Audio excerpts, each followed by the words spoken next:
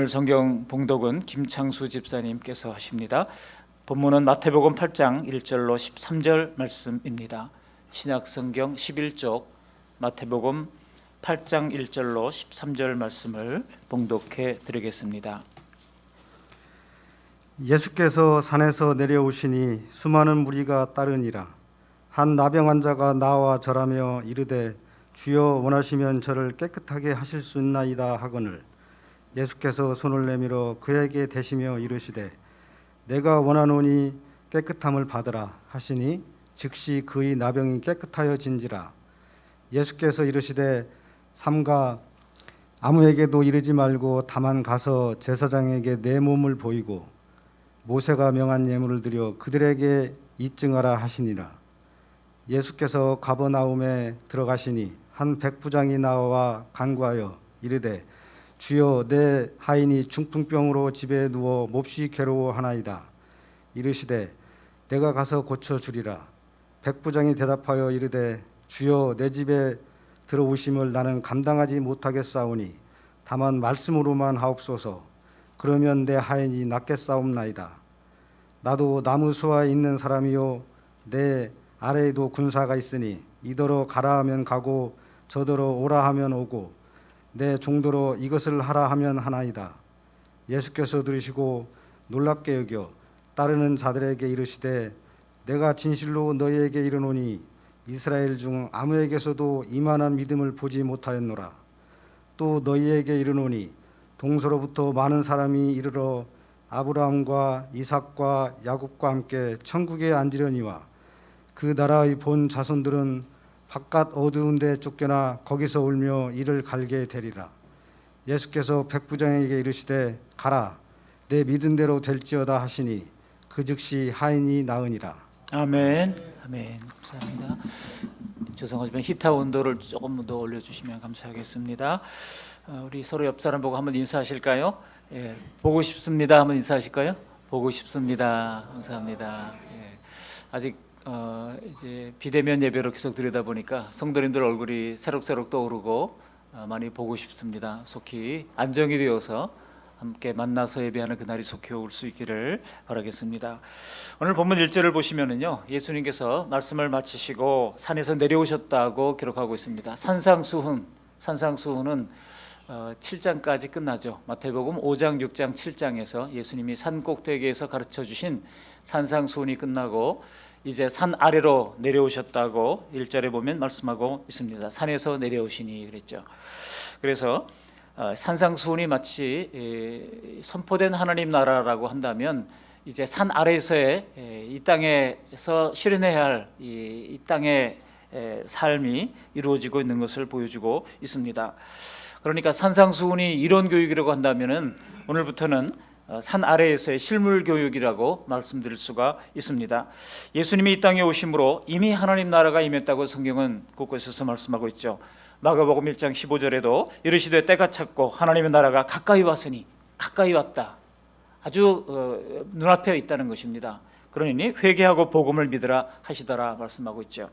또 누가복음 11장 20절에도 그러나 내가 만일 하나님의 손을 힘입어 귀신을 쫓아내는 것이면 하나님의 나라가 이미 너희에게 임하였느니라 그랬어요. 이미 너희에게 임하였느니라. 앞으로 올 것이 아니라 하나님의 나라가 이미 영어 성경에 보면은 has come to you라고 얘기하고 있습니다. 이미 우리에게 임했다는 겁니다. 우리도 이미 임한 하나님의 나라를 지금 살아가고 있습니다. 오늘 말씀을 통해서 이미 우리에게 임하신 하나님의 나라를 잘 배우는 시간 될 수 있기를 바랍니다. 성경에서가 아니면은요, 이 보이지 않는 하나님의 나라를 알 수가 없습니다. 고린도전서 15장 50절에 보면 이렇게 말씀하고 있습니다. 우리 같이 한번 읽어보실까요? 15장 50절. 형제들아 내가 이것을 말하노니 혈과 육은 하나님의 나라를 이어받을 수 없고 또한 썩는 것은 썩지 아니할 것을 유업으로 받지 못하느니라. 아멘. 오늘 본문의 말씀을 가지고 두 가지 대지로 함께 은혜를 나누고자 합니다. 그것은 바로 치유 기적의 의미를 알라 하는 것이고요. 두 번째로는 백부장의 믿음을 본받으라는 것입니다. 오늘 말씀의 제목이 백부장의 믿음이지만 그 이전에 이 치유의 기적의 의미가 무엇인지를 함께 먼저 나누고 그다음에 백부장의 믿음의 모습을 생각해 보고자 합니다. 먼저 첫 번째로 예수님의 치유 기적의 의미를 알라는 것입니다. 한마디로 말하면 하나님 나라 증표라고 하는 것이죠. 예수님이 많은 병자들을 고쳐주시고 귀신을 쫓아내신 일들이 복음서에 여러 번 기록되어 있습니다. 오늘 본문에도 2명의 병자를 고쳐주시는 것을 볼 수 있습니다. 그 병명이 뭐예요? 첫 번째 무슨 병이죠? 나병이죠. 나병. 옛날에는 뭐라고 그랬습니까? 문둥병이라고 그랬잖아요. 요즘은 이제 병원에서 한센병이라고 부르고 있습니다. 이 나병을 고쳐주셨고, 또 두 번째는 이 백부장의 종의 무슨 병을 고쳐주셨다고요? 중풍병을 고쳐주셨다고 말씀하고 있습니다. 이 중풍병은 뇌졸중이라고 부르는 질병입니다. 이렇게 병을 고쳐주십니다. 물론 우리는 오늘 본문에서 병 낫기를 구합시다, 혹은 주님께 문제 해결의 열쇠가 있습니다 라는 교훈을 찾을 수도 있을 겁니다. 그러나 산상수훈을 기록했던 이 마태가 산상수훈을 마친 뒤에 산 아래서 일어난 이 병고침을 기록하고 있는 이유는 그것을 넘어서는 것입니다. 산상수훈에서 이루어지는 현장인 이 땅의 나라에 초점을 맞추고 있는 것입니다. 그러므로 오늘 본문의 말씀을 단순히 병들었을 때 기도, 거기에만 적용한다고 한다면 완전한 적용은 아닌 것입니다. 또한 예수님은 자신이 메시아라고 하는 것을 증명하기 위하여 어떤 기적도 행한 적이 없습니다. 왜냐하면 우리 주님은 사람들이 기적을 본다고 믿음이 생기지 않는다고 하는 것을 이미 잘 아셨습니다. 그래서 실제로 예수님이 십자가 사역에 가까워올 때 수많은 예수님의 기적을 보면서 열광하며 몰려들었던 사람들이 다 어떻게 됐습니까? 다 하나둘씩 다 떠나가 버리고 말았지 않습니까? 심지어 예수님의 제자들마저도 다 주랭랑치며 도망치고 말았던 겁니다. 그렇기 때문에 주님은 오늘 병을 고쳐주신 다음에 그것을 나팔 불며 다니라고 말씀하지 않았어요. 오늘 4절에 보면 뭐라고 말씀하고 있습니까? 도리어 침묵을 명령하고 있습니다. 우리 4절 말씀을 함께 읽어오십니다. 예수께서 이르시되 삼가 아무에게도 이르지 말고 다만 가서 제사장에게 내 몸을 보이고 그들에게 입증하라 하시니라. 한마디로 뭡니까? 입 다물고 제사장에게 가서 완치 판정을 받고 일상생활로 돌아가라고 명령하신 것입니다. 그러나 이런 주님의 이적은 죄인의 구원자 메시아로 오셨기에 당연히 동반되는 것입니다. 메시아에게 주어지는 이 치유 기적은 당연히 동반되는 거예요. 왜냐하면 예수님이 이 땅에 천국을 가져오셨다고 한다면 바로 죄의 결과인 사망이 제거되어야 하지 않습니까? 근데 그 사망으로 가는 첫 번째 관문이 바로 질병이라고 하는 겁니다. 사람이 죄의 결과로 받은 심판은 사망입니다. 하나님과의 영원한 단절, 영적 심판, 그것이 바로 영원한 멸망, 죽음으로 오는 것입니다. 육체에도 죽음이 선고되었고 그 질병이 모든 죽음으로 가는 관문이 되는 것입니다. 그러니까 죽음으로 가는 전조 증상이 바로 이 질병이라고 하는 것이죠. 로마서 6장 23절에 말씀하고 있지 않습니까? 죄의 삭은 사망이요 하나님의 은사는 곧 우리 주 예수 그리스도 안에 있는 뭐라고요? 영생이니라 그랬어요. 서로 맞지 않는 대비가 주어지는 것 같죠. 죄의 삭은 사망이다라고 해놓고 하나님의 은사를 또 갑자기 비유하고 있습니다. 그것은 바로 영생이라고 말씀하고 있는데 영생과 사망이 사실은 극명하게 대비되는 것을 볼 수가 있습니다. 특별히 이스라엘에게서 이 나병이라고 하는 것은 이 한센병은요 하나님의 심판을 상징하는 질병으로 알려져 있었습니다. 그렇기 때문에 나병은 완치될 때까지 공동체 밖으로 격리되어 있어야 했던 무서운 전염병이었습니다. 여러분, 공동체에서 쫓겨난다고 하는 것은 하나님의 언약 백성에서 제외된다는 의미가 있습니다. 그런데 예수님께서 산을 내려오셔서 이 나병 환자를 고쳐주셨다는 겁니다. 이것은 쫓겨났던 하나님 나라의 복귀와도 같은 것입니다. 죄 문제가 해결되었기에 죄의 결과인 영적 사망에서 다시 영생의 상태로 회복된 것입니다. 우리는 하나님 나라에 속하였기 때문에 성령님의 내주를 통해서 이미 영생의 상태로 바뀐 것입니다. 오늘 사망의 전조 증상인 질병이 낫는 것을 보여주심으로 그 뿌리가 되는 사망이 사라진다고 하는 것을 보여주시고자 한 것입니다. 이해가 되시죠? 누가복음 7장 11절 이하에 보시면 오늘 본문의 병고침 사건은 그 이후에 이런 사건이 기록되고 있는데요. 나인성 과부의 죽은 아들을 살려주시는 사건이 이어서 나오게 됩니다. 이것은 더욱 직접적으로 사망에서 옮겨 생명으로 옮겨주시는 그 하나님의 역사를 보여주시는 것입니다. 하나님의 나라는 바로 이런 것입니다. 사망에서 생명으로 옮기는 것입니다. 오늘 마태 사도도 주님의 병고침과 귀신 쫓는 일들이 무슨 의미인가, 이것을 오늘 본문 17절에서 아주 정확하게 예언해 주고 있습니다. 우리 17절 말씀 같이 한번 읽어보실까요? 17절, 이는 선지자 이사야를 통하여 하신 말씀에 우리의 연약한 것을 친히 담당하시고 병을 짊어지셨도다 함을 이루려 하심이더라. 선지자 이사야를 통하여 하신 말씀, 정확하게 말하면 이사야 53장 4절 말씀이에요. 거기 보면 뭐라고 되어 있습니까? 우리의 질고를 지고 라고 말씀이 있습니다. 우리의 질고를 지고.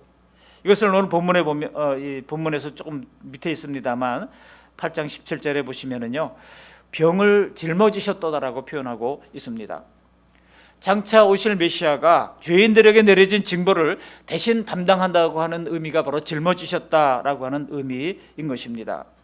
여기 짊어지셨다고 하는 것은요, 전능하신 하나님이 막강한 능력으로 모든 문제를 해결해 주었다는 그런 의미가 아닙니다. 오히려 짊어지셨다고 하는 것은 단지 대신 담당하신다고 하는 의미를 가지고 있습니다. 실제로 예수님께서 우리 죄를 대신 짊어지셨지 않습니까? 대신 담당하셔서 십자가에 오르셔서 하나님의 무서운 심판의 대상이었던 우리를 살려주신 것 아닙니까? 제가 얼마 전에 치과 치료를 받은 적이 있습니다.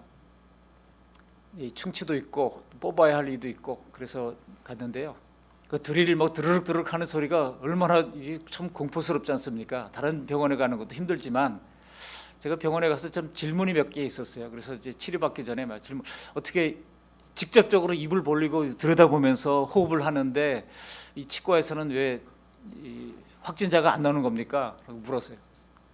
그랬더니 그 의사분이 웃으면서 자기도 모른대요. 그러면서 이제 치료를 받았습니다. 그래서 아주 저도 불안해가지고 하나님 안전하게 해달라고, 그리고 저 드릴 막 드르륵거리는데 참 불안합니다. 제 마음이. 하나님 실수하지 않고 잘 치료하게 해달라고. 그렇게 그 창문이 이렇게 있는데요, 창문 밖에 하늘이 쫙 파란 하늘이 보이더라고요. 그 하늘 보면서 그런 기도를 했어요. 그러다가 갑자기 너무 하나님께 죄송한 거예요. 아니 마취를 저는 하고 그리고 이제 이를 뽑고 이제 치료를 하는데 우리 예수님은 십자가에서 생으로 당하셨잖아요. 우리 죄를 짊어지기 위하여 생으로 고통을 당하셨잖아요. 저는 치료받으려고 그냥 누워있는 것이지만 예수님은 십자가를 등에 짊어지고 그리고 언덕에 올라가셔서 그 십자가에 높이 달리셨지 않습니까? 너무나 죄송한 겁니다. 그래서 제 기도가 너무 부끄럽고 죄송해서 주님 죄송해요 라고 기도를 드렸습니다. 그랬더니 우리 주님께서 제 마음속에 엄목사 괜찮다라고 말씀하시는 것 같아요. 괜찮다라고 하는 말씀을 하는 것만 같아요. 오늘 본문에서도 3절에 보면 내가 원하노니 깨끗함을 받으라 그랬습니다. 또 7절에 보면 이르시되 내가 가서 고쳐주리라 말씀하십니다. 넉넉한 마음으로 긍휼히 여겨주시는 주님의 마음을 알 수가 있습니다. 비록 잘한 것이 하나도 없어도 예수님은 고난을 받으시면서 나를 위하여 그 모든 죄의 짐을 대신 짊어지신 것입니다. 무슨 매직을 통해 가지고 죄의 짐을 싹 사라지게 한 것이 아니에요. 죄에는요 반드시 하나님의 진노의 심판이 필요한 겁니다. 그래서 예수님께서 그 진노의 심판을 대신 짊어지셨다고 하는 것입니다. 그리고 우리가 진심으로 그것을 믿는다면 그 믿음 하나로 우리 예수님은 만족해 하시는 것입니다. 예수님의 안에 있는 이 구원을 죄인들이 얻게 되는 방법은 단 한 가지뿐이 없어요. 뭡니까? 믿음입니다. 믿음. 예수님이 내 죄의 질고를 담당해 주셨다고 하는 사실을 믿는 믿음, 하나님의 진노를 대신 당하셨다는 믿음. 여러분, 오직 믿음. All things are possible 그러잖아요. 모든 것을 가능하게 만드는 것은 오직 믿음밖에 없는 것입니다.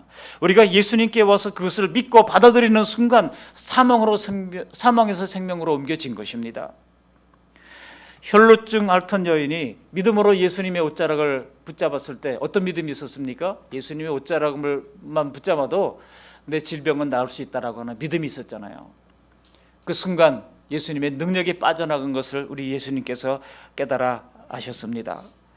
마가복음 5장 30절에 보시면 이렇게 말씀하고 있죠. 같이 읽어보실까요? 화면을. 예수께서 그 능력이 자기에게서 나간 줄을 곧 스스로 아시고 무리 가운데서 돌이켜 말씀하시되 누가 내 손에 옷을 대었나이까 하시니. 예수님을 믿고 천국 백성이 된 우리에게도 예수님의 생명 역사가 일어난 것입니다. 그러나 죄의 결과로 오는 죽음을 통과하게 되었다고 해서 질병의 문제는 모두가 다 오늘 본문처럼 그렇게 단순하게 해결되는 것은 아닙니다. 왜냐하면 예수님 당시에는요, 구원의 이 원리를 설명해 주기 위하여 바로 하나님 나라의 통치의 특징인 이 생명을 설명해 주시기 위하여 나사로도 살리시고 죽은 사람도 살리시고 질병에서도 고쳐주시는 역사를 보여주셨습니다. 눈에 보이는 기적을 통해서 많은 사람들에게 하나님 나라를 보여주신 것입니다. 근데 오늘은 그럴 필요가 없습니다. 오늘날은 왜냐하면 우리에게 성경이 이미 주어져 있기 때문입니다. 성경에서 이미 모든 설명이 다 끝난 상황입니다. 그러므로 지금도 성경의 기적을 그대로 믿음의 안내자로 삼으려고 한다면 무리수를 둘 수가 있습니다. 오히려 상식이 통하지 않는 정로를 벗어난 신비주의라고 하는 덫에 빠질 수가 있습니다. 오히려 성경에는요, 우리에게 약초를 설명하고 있고 성경에는 의수를 이제 설명하고 있는 부분들이 상당히 많이 나옵니다. 모든 생명체를 위해서 하나님은 약초를 주셨고 또 백신을 만들어낼 수 있는 인간의 지혜를 허락해 주셨습니다. 그러므로 우리는 우선 건강하게 내 몸을 관리하시면서 병이 나면 먼저 의술의 도움을 받으시기를 바랍니다. 물론 인간의 의술과 치료가 항상 보장된 것이 아니기 때문에 야고보서에서 말씀하는 바와 같이 병 낫기를 위하여 서로 기도하고 또 장로들은 같이 치유를 위해서 기도하라고 말씀하고 있는 것입니다. 의술이 치료하지 못할 때라도 하나님이 뜻하시면 우리의 모든 질고도 물러가게 하시는 것입니다.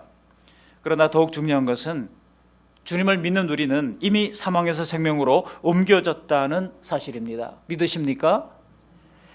허물과 죄로 죽었던 영이 살아나 하나님과 교통하는 자녀가 이미 되었잖아요. 그러므로 이제는 육체의 죽음조차도 더 이상 두려움이 아니라 이제는 영화로운 삶으로 들어가는 관문인 것입니다. 소망의 관문. 우리 인생의 문제도 마찬가지예요. 주님이 가르쳐 주신 대로 바르게 따라가면 많은 문제들이 저절로 해결되는 것을 우리는 예수 믿은 이후에 간증할 수가 있지 않습니까? 지금도 이전처럼 죄를 예사로 짓지는 못하잖아요.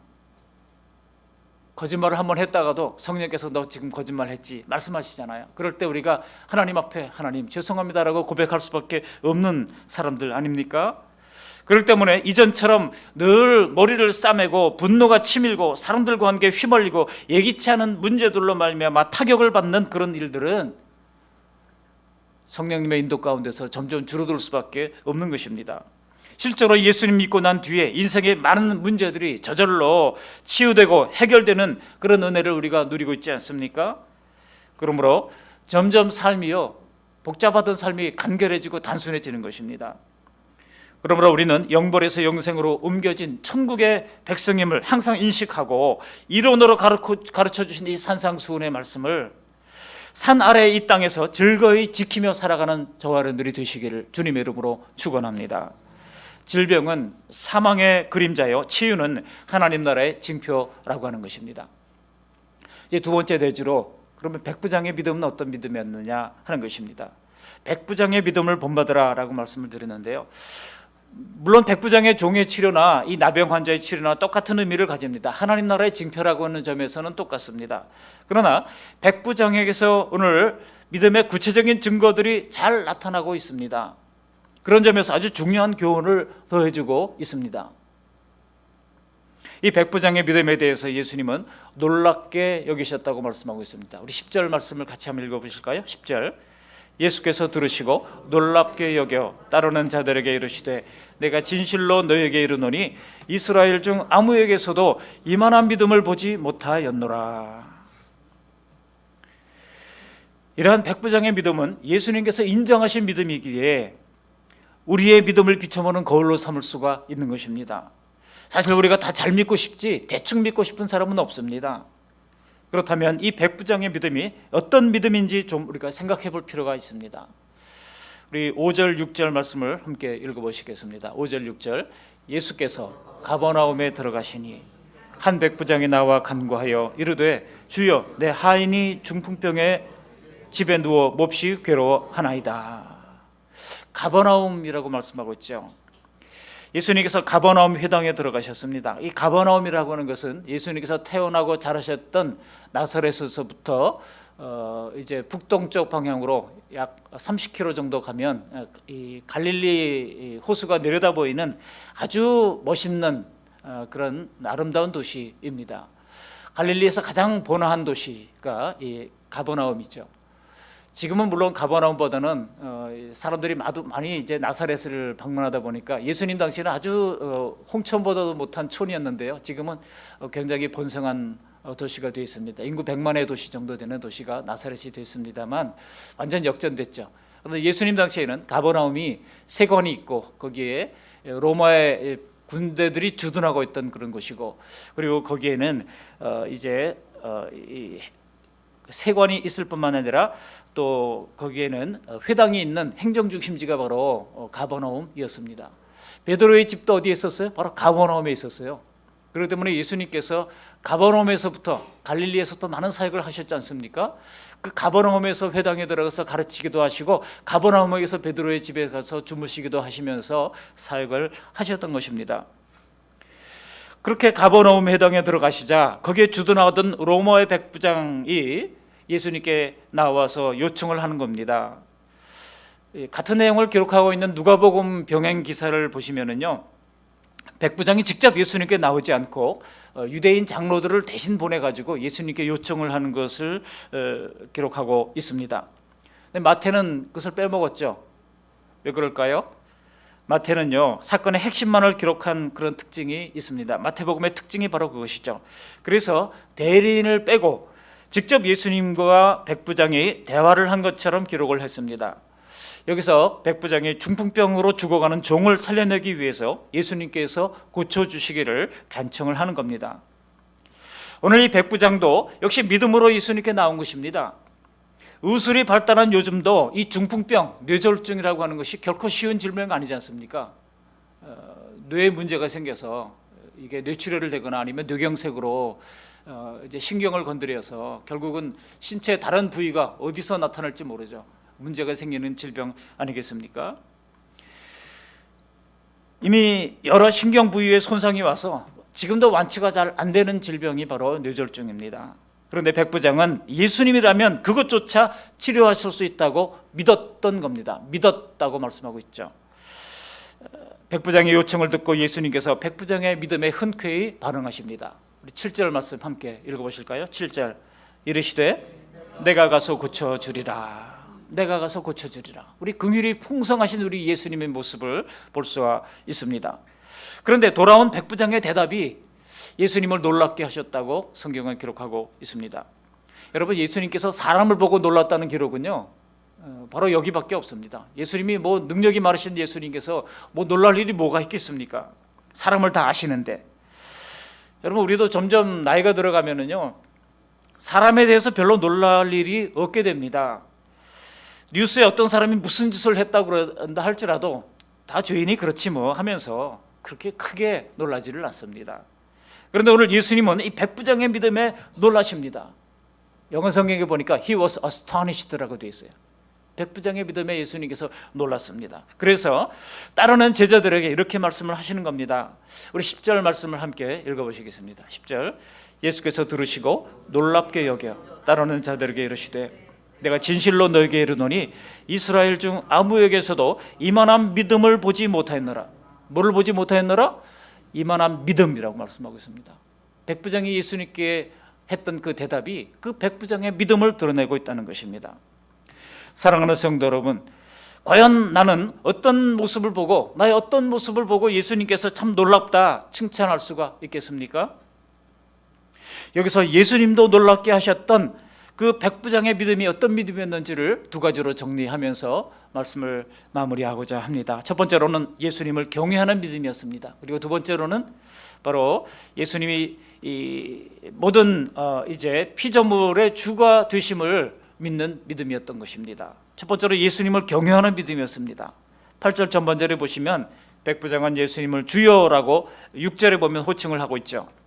여기 주여 퀴리오스라고 하는 말은요, 당시에 종의 주인을 부르는 호칭이기도 했지만 유대인들로서는 하나님을 부르는 호칭이 바로 주라고 불렀던 겁니다. 원래 야훼 하나님 불러야 되는데 감히 죄인이 하나님을 부를 수가 없으니 다른 이름으로 막 만들어 불렀던 겁니다. 그 중에 하나가 바로 이 주여라고 하는 호칭입니다. 구약 성경에는 아도나이라고 되어 있고요, 신약 성경에는 퀴리오스라고 되어 있습니다. 당시에 로마의 백부장 정도면 적어도 그때 예수님보다는 나이가 많았을 것이 분명합니다. 당시의 백부장은요, 지배국이었던 로마의 장교 아닙니까? 100명의 군인을 다스릴 수 있는 장교니까 우리나라식으로 하면 중대장 정도 되는 그런 인물이라고 할 수가 있습니다. 예수님은 그저 식민지 유대인 청년에 불과했던 상태입니다. 그런데도 이 백부장이 예수님을 향하여 주여라고 주님으로 불렀다고 하는 사실은 아주 특별한 일이라고 할 수 있습니다. 물론 당시에 예수님의 소문이 어느 정도 난 것은 사실이고 이제 많은 사람들에게 서서히 알려지기 시작할 때였지만은, 그러나 지금 제자들조차 아직 예수님이 누구신지 제대로 인식하지 못하고 있던 때입니다. 그러나 오늘 백부장은 예수님을 하나님과 동등한 분으로 주여 퀴리오스라고 불렀던 겁니다. 그래서 예수님께서 놀랍게 여기셨던 겁니다. 백부장이 예수님을 하나님처럼 경외하는 마음을 갖고 있다고 하는 것은 바로 8절 말씀에서 그대로 드러나는 것임을 알 수 있습니다. 우리 8절도 함께 읽어보십니다. 8절, 백부장이 대답하여 이르되 주여 내 집에 들어오심을 나는 감당하지 못하게 싸우니 다만 말씀으로만 하옵소서. 그러면 내 하인이 낫게 싸움나이다. 이야, 정말 놀라운 믿음이라고 할 수 있습니다. 백부장은요, 예수님께서 흔쾌히 가서 고쳐주시겠다고 할 때 예수님의 방문을 나는 감당할 수가 없습니다라고 지금 이제 얼핏 보면 거절하는 것 같은 그런 표현을 말씀하고 있는 겁니다. 여기서 우리는 그가 예수님을 직접 만나고 접견할 수조차 없는 그런 무자격자라고 하는 겸손함과 숭고함이 넘쳐나는 사실을 볼 수가 있습니다. 사실 가버나움에서요, 백부장보다 더 권세와 부귀를 누리는 사람이 누가 있겠습니까? 예수님 당시에 로마에도 빌라도가 예수님을 재판할 때 로마에 있는 예루살렘에 있는 이 로마 병사들이 몇 명이었는지 아십니까? 약 1000명밖에 안 됐다는 거예요. 그러니까 군중들이 일어나서 예수님을 십자가에 못 박으려고 할 때 밀란이 일어나면 이 1000명 정도밖에 안 되는 적은 수비대로는 예루살렘의 주민들의 그 분노를 잠재울 수 없고 그들이 이제 일어나면 도저히 감당할 수 없다고 하는 사실을 깨달은 빌라도가 손을 씻으면서 나는 무죄하다 그러면서 예수님은 그냥 그 사람들에게 내준 거 아니겠습니까? 예루살렘에 여러분 1000명 정도밖에 로마 군대가 주둔하지 않았다고 한다면 촌동네인 이 갈릴리라면 더 못하겠습니까? 갈릴리에서 그렇기 때문에 백부장의 권세는요, 상당한 권세라고 할 수가 있는 겁니다.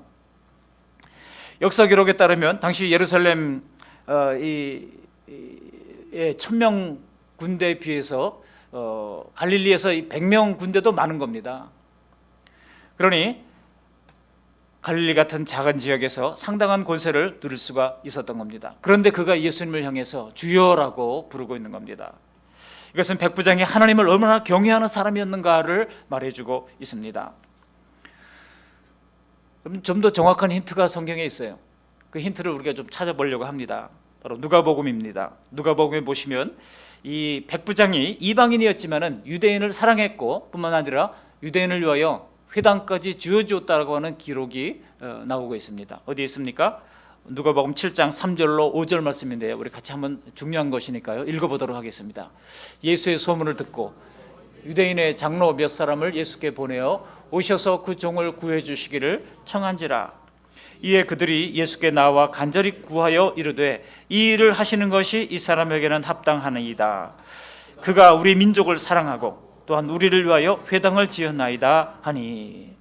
지금 백부장이 누가복음 기사에는 어떻게 기록되고 있는가 하니 마태복음과 같은 병행 구절이거든요. 먼저 장로님들한테 유대인 장로들을 보내가지고 백부장이 종을 구해달라고 간청을 했다고 하는 내용입니다. 그러면서 유대인이 이 일이 합당하다고 하면서 그 이유가 뭐라고 말씀하고 있습니까? 5절에 보시면 그가 바로 이 백부장이 우리 민족을 사랑했다. 두 번째는 뭐예요? 우리를 위하여 회당을 지었다라고 말씀하고 있습니다. 한마디로 이방인이었지만은 예수님을 믿고 유대인들이 하나님을 믿고 따라왔던 소위 외국인 개종자였다고 하는 사실을 알 수가 있습니다. 당시에 로마의 다신교의 신물이 났던 많은 사람들이, 로마의 다신 여러 신들이 있지 않습니까? 그 신들이 얼마나 부도덕한 신들이 많은지 몰라요. 남의 여자 빼앗고 막 가정을 해체시키고 막 그러잖아요. 거기에 신물이 났던 많은 사람들이 유대인의 종교를 듣고 보니까 얼마나 도덕적인 하나님인지 몰라요. 크게 감명을 받고 유대인으로 개종하려고 하는 사람들이 많이 있었습니다. 유대 종교, 여호와의 종교로 갈아타는 사람들이 있었다는 겁니다. 그런 사람들도 하나님께 나와 예배드리는 그런 일들이 있었다는 겁니다. 그러니까 진짜 좋아하고 흠모하는 귀한 사람이 우리 집에 오겠다고 할 때에 이 백부장은요, 감당치 못하겠다고 하면서 예수님을 만류한 겁니다. 얼마나 예수님을 사랑했으면, 얼마나 또한 이 유대인의 하나님을 그가 존경했으면 유대인들이 모이는 장소인 오늘날로 말하면 예배당까지 지어줄 정도로 대단한 헌신을 했던 사람인 것을 알 수가 있습니다. 여러분, 과거에 우리 선생님들이 이제 가정 방문을 하러 오겠다 그러면은요, 여러분 보통은 다 환영하는 분위기입니까? 어떻습니까? 아니잖아요. 환영하기는커녕 아주 안 왔으면 좋겠다 그러고 자꾸 핑계를 대고요, 그렇게 하지 않습니까? 그리고 또 꼭 오셔야 된다 그러면 어떡합니까? 온 집안이 나서가지고 다 청소하고 막 난리를 하면서 그렇게 맞이할 준비를 하지 않습니까? 오늘 이 백부장에게는요, 구원받은 사람에게서 발견되는 중요한 특징이 나타납니다. 그것은 바로 하나님을 경외하는 믿음이 그에게 있었다는 겁니다. 천국의 자녀들은 하나님의 아버지이심을 확신하면서도 하나님을 경외한다고 하는 특징이 아주 분명하게 있는 것입니다. 우리도 하나님을 경외하지 않는 사람들을 볼 때 제일 마음이 상하지 않습니까? 여기서 경외한다고 하는 것은, 경외라고 하는 말이 원래 두렵다고 하는 뜻이지만 뭔가 잘못해서 벌을 받을 것 같은 그런 두려움을 말하는 것이 아닙니다. 하나님이 얼마나 고결하고 아름다운지, 하나님의 그 완전하신 분이신지를 알기에 한편으로는 좋아하지만 한편으로는 삼가 조심하는 것입니다. 하나님이 너무나 거룩하고 크시고 선하신 하나님이심을 알기에 저절로 몸을 삼가게 되는 것입니다. 그래서 더욱더 가까이 가고 싶어하는 마음, 바로 그것이 경외하는 마음인 것입니다. 그런 마음이 정말 회당까지 지어주는 그런 행동으로 나타나게 된 것입니다. 제가 오래전에 거제도에서 배를 타고 외도라고 하는 곳에 간 적이 있습니다. 여러분 가신 분들도 아마 있을 겁니다. 거기에 꼭대기에 올라가면 에덴 교회라고 예쁜 작은 교회를 지어놨습니다. 얼마나 작은지 몰라요. 거기에 들어가서 그냥 무릎 꿇고 앉아 기도할 수 있는 그런 조그만 곳입니다. 근데 사람들이, 저희 일행들이 이렇게 이제 방문을 하면서 거기에 그래도 여기 예배당이 있으니 조그맣지만 들어가서 우리 잠깐 기도합시다. 그리고 이제 들어가는데요, 다들 이렇게 놀러 왔다가 사진기 걸고 막 이렇게 선글라스 끼고 막 왔다가 거기 교회가 있으니까 사람들이 들어가는데 어떻게 합니까? 다 옷매매수를 하고 다 이렇게 하고 이렇게 하고 말이죠. 그렇게 단정하게 들어가서 기도를 하는 것을 봤습니다. 왜 그랬겠습니까? 그래도 주님을 만나는 곳인데, 여기도 교회가 있는데 말이죠. 여러분, 거기뿐만이 아니라 여러분 곳곳에 관광지에도 작은 예배당 같은 그런 교회를 지어놓은 곳이 있습니다. 그곳에 들어갈 때마다 사람들의 모습을 관찰해 보세요. 그냥 대충 막 들어가지 않습니다. 그래도 경건한 모습으로 들어가려고 하는 것이죠. 왜 그렇습니까? 하나님을 경외하기 때문에 그런 것입니다. 사도행전에는 베드로가 하나님을 경외하던 이탈리아 장교 고넬료에게 성령이 내리시는 것을 보면서 깜짝 놀라서 이렇게 말하는 것을 볼 수가 있습니다. 한번 읽어보시겠습니다. 사도행전 10장 34절 35절 말씀입니다. 시작.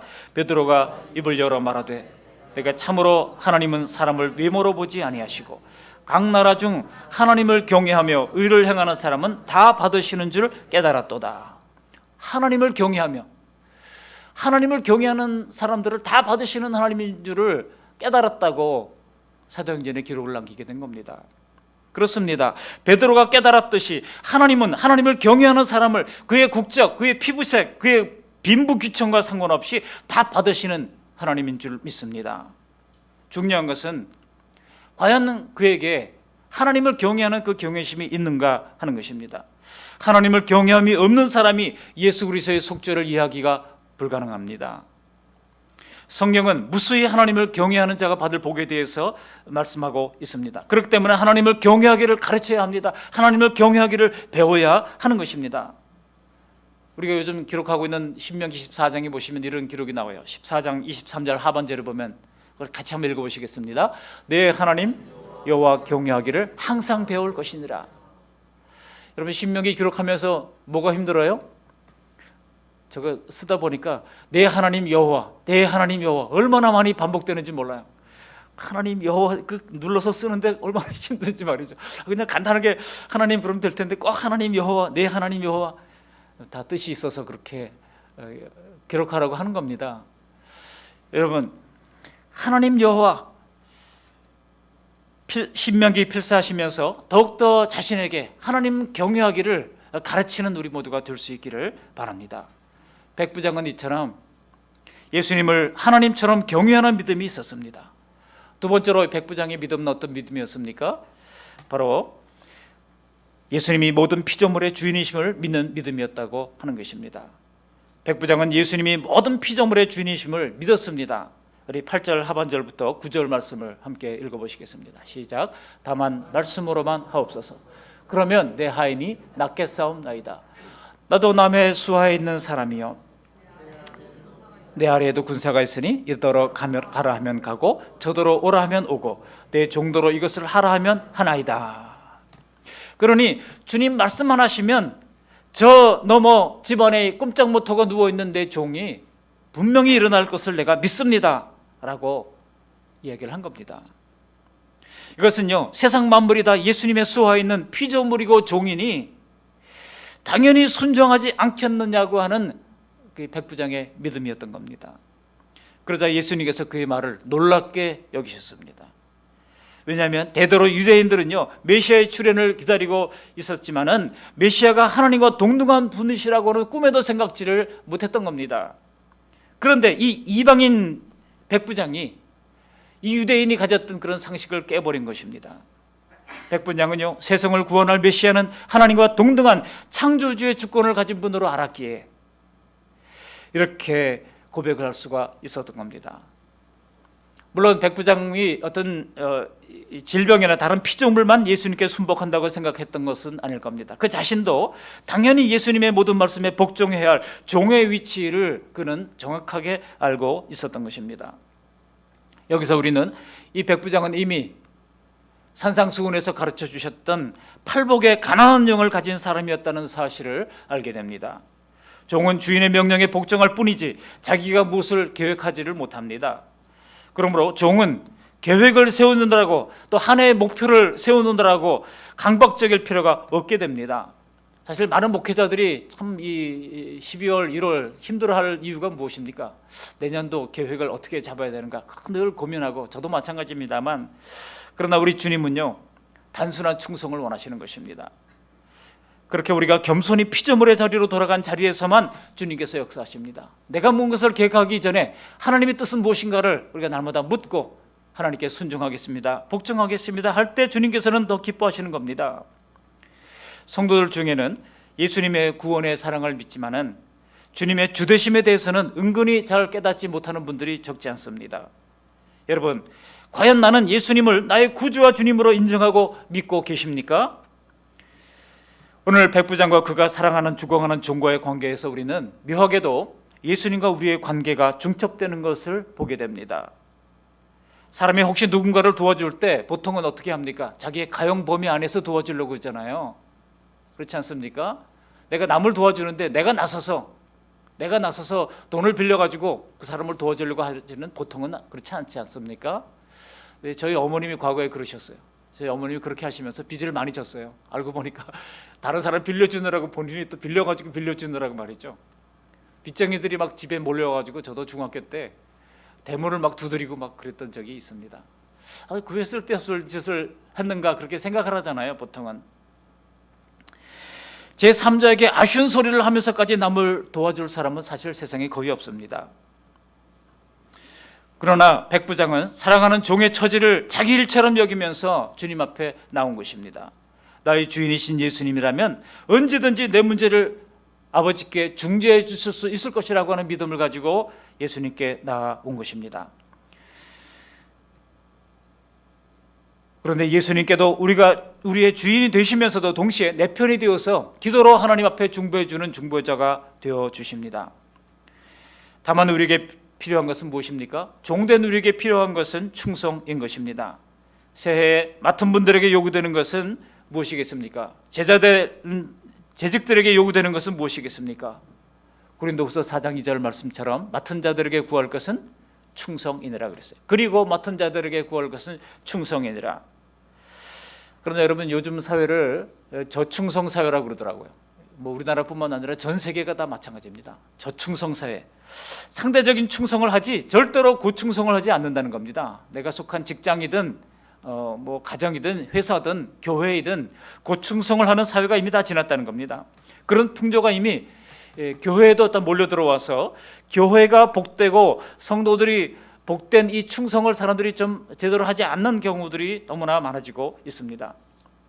그래서 요즘은 예수님에 대한 충성도도 예전과 같지 않습니다. 그러나 우리가 우리의 주인이신 예수님께 충성을 다하면 그것은 마침내 우리의 영광이 될 것입니다. 우리 교회가 예수님께 정말 충성스럽다고 평가받는 교회가 된다면 그것은 교회적으로 영광이 된다는 것입니다. 여러분, 서머나 교회를 향해서 이 소아시아 7교회 교회 중에 칭찬만 받았던 두 교회가 뭐라고 그랬죠? 서머나 교회하고 빌라델비아 교회입니다. 칭찬은 하나도 받지 못하고 책망만 받았던 교회가 바로 뭡니까? 4대 교회죠. 그리고 나머지 4교회는 칭찬도 받았고 책망도 받았죠. 근데 그 서머나 교회를 향해서 뭐라고 말씀하고 있습니까? 죽도록 충성하라. 그러면 내게 생명의 관을 주리라고 말씀하고 있습니다. 요한계시록 2장 10절 말씀이죠. 여러분, 우리가 주님 앞에 죽도록 충성할 때 그것은 교회의 영광이 된다는 것입니다. 주님께서 우리가 충성한 그 이상으로 평생 보상해 주시면서 인정해 주실 것입니다. 이처럼 백부장의 믿음은요, 예수님을 하나님처럼 경외하는 믿음이 있었습니다. 뿐만 아니라 예수님이 모든 피조물의 주인이 되심을 믿는 믿음이 있었던 겁니다. 말씀을 정리하겠습니다. 산상수훈에서 선언된 하나님의 나라는 오늘 산 아래에서 실행되고 있습니다. 그 나라는 오늘 나병원자나 백부장처럼 예수님을 주인으로 믿는 믿음으로 얻는 것입니다. 우리는 예수님에 대해서 들은 것들을 그것이 무엇이든 그대로 믿으면 되는 것입니다. 오늘 백부장에게서 발견되는 이 믿음이 내게도 있는지를 점검하시면서 예수님을 더 경외하도록 나 자신에게도 체견하는 시간 되시기를 바랍니다. 우리가 항상 예수님을 나의 주님이라고 인정하는 우리 모두가 되시기를 주님의 이름으로 축복합니다. 오늘 주님은 백부장의 이런 믿음을 보시면서 그가 이렇게 믿음으로 고백하며 하나님 나라에 성큼 들어서는 것을 보시면서 이런 말씀을 하십니다. 좀 어울리지 않는 말씀 같아요. 11절 12절 말씀을 함께 읽어보십니다. 또 너희에게 이르노니 동서로부터 많은 사람이 이르러 아브라함과 이삭과 야곱과 함께 천국에 앉으려니와 그 나라의 본자손들은 바깥 어두운 데 쫓겨나 거기서 울며 이를 갈게 되리라. 그렇습니다. 어디 백부장뿐이겠습니까? 바로 우리도 동서로부터 주님께 나와 구원을 받은 천국 백성들이 된 것입니다. 왜냐하면 이스라엘은 예수님을 믿지 않았고 아직까지도 예수님을 제대로 믿지 않고 있습니다. 우리는 백부장과 같이 예수님을 믿었기 때문에 바로 하나님 나라의 자녀가 된 것입니다. 그런데 이것은 먼저 믿은 성도들의 죽음을 두려워하지 아니하고 땅끝까지 이르러 복음을 증언하기 위하여 전 세계로 퍼져나갔기 때문에 가능했던 일입니다. 이 복음이 전해지지 않았다면 우리들 중에 아무도 구원을 받지 못했을 겁니다. 로마서 10장 14절에 뭐라고 말씀하고 있습니까? 같이 읽어보시겠습니다. 그런즉 그들이 믿지 아니하는 일을 어찌 부르리요? 듣지도 못한 일을 어찌 믿으리요? 전파하는 자가 없이 어찌 들으리요? 전파해야 듣고 들어야 믿고 믿어야 구원받게 되는 것입니다. 전파하는 자가 없이 어찌 들으리요? 그랬습니다. 이 복된 소식을 다가오는 모든 세대에 전파해야 될 그런 책임과 사명이 우리에게 있는 것입니다. 그래서 이 험한 세상에 아직 하나님께서 우리를 두고 계시는 겁니다. 그 사명을 감당하기 위해 필요한 모든 것들을 하나님께서 이 모양 저 모양으로 채워주시는 것입니다. 그러므로 이 사명을 주님 앞에 가기까지 감당하는 우리 교회가 될 수 있기를 바랍니다. 그러므로 가깝게는 가장 먼저 가까운 가정, 직장 동료, 친구들을 위하여 우리는 주님 부르실 때까지 이 일을 위하여 노력해야 할 것입니다. 그리고 더 멀게는 아직 복음을 듣지 못한 죽어가는 수많은 사람들을 위하여 선교사님들을 보내고 후원하는 일들을, 이 사명을 감당할 때 교회가 복되고 성도들이 복된 줄 믿습니다. 새해에는 우리 교회가 후원 선교사를 한 가정, 또 후원 단체를 한 곳, 그리고 후원 우리 어려운 교회를 한 곳 더 후원하게 됩니다. 비록 우리가 작지만 세 가정이나 선교사님들을 배출을 했고 해외 선교, 국내 선교, 북한 선교를 하면서 꾸준히 이 선교적 사명을 감당해 왔습니다. 이런 면에서 우리 원로 목사님하고 아주 똑같은 그런 마음을 가지고 있었음을 알게 됩니다. 얼마나 감사한지 모릅니다. 요즘 같은 코로나 상황에서 우리도 힘들지만은 물설고 낯선 땅에서 뚝 떨어져 계신 우리 선교사님들은 얼마나 더 힘드시겠습니까? 새해에도 변함없이 선교 헌금을 작정하시고 크기와 관계없이 섬기시는 모든 성도님들을 정말 목회자로서 마음껏 축복합니다. 오늘 말씀을 따라 산 아래, 즉 삶의 현장에서 하나님의 나라를 살아가십시오. 그리고 백부장처럼 예수님을 경외하며 예수님의 주되심을 인정하는 가운데 땅끝까지 이르러 복음을 증거하는 사명을 잘 감당하는 우리 모두가 다 되시기를 주님의 이름으로 축원합니다. 아멘. 살아계신 하나님 아버지, 오늘 귀한 말씀을 들려주시니 감사합니다. 먼저 우리가 산 아래의 장소, 곧 이 땅에서도 믿음으로 하나님의 나라를 살아가게 하시니 감사합니다. 내가 속한 산 아래에서의 가정과 교회와 직장에서 더욱 힘있게 하나님의 나라를 이루어가는 주님의 제자 되게 하시고, 오늘 백부장이 그러했듯이 항상 하나님을 두렵고 떨림으로, 예수님을 두렵고 떨림으로 주님으로 인정해드리는 경외심을 가지게 해 주시옵소서. 또한 예수님을 모든 피조물의 주인이심을 인정하며 주님 앞에 단순한 충성을 드리는 가운데 누군가가 우리에게 복음의 진리를 전해 주었듯이 우리 또한 땅끝까지 이르러 복음을 위한 증인되는 일에 가는 선교사, 보내는 선교사의 사명을 다하게 하여 주시옵소서. 세상 끝날까지 항상 함께 하신다고 약속하신 우리 구주 예수님의 이름으로 감사하며 기도합니다. 아멘.